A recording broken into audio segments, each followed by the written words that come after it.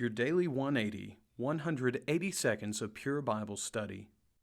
Well, welcome to this, your Daily 180 Bible study and the conclusion of our study of the book of Hosea. I want to conclude today by talking about the dangers of sin. As we look at the book of Hosea, we see the love of God, but we also see the devastation of sin. In the book of Hosea, chapter 8 and verse number 7, we read these words, "They sow to the wind and reap the whirlwind." You know, there are many people that way in life. They just do whatever they please, but it comes back to haunt them.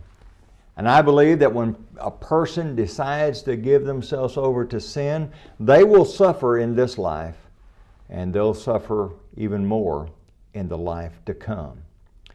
You know, in the book of Galatians, chapter 6, beginning at verse number 7, we read these words about sowing and reaping. "Do not be deceived.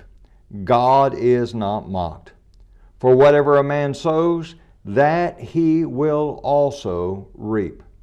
For he who sows to his flesh will of the flesh reap corruption.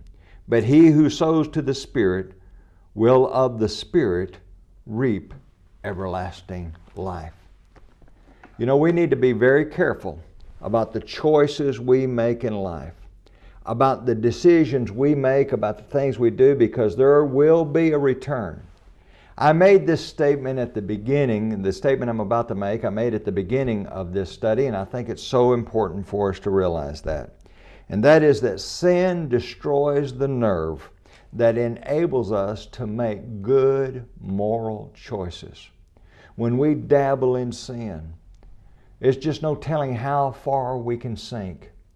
I know of people who have sunk to the depths of depravity that are just beyond our imagination. And many times people say, well, how could they do that? They know better than that.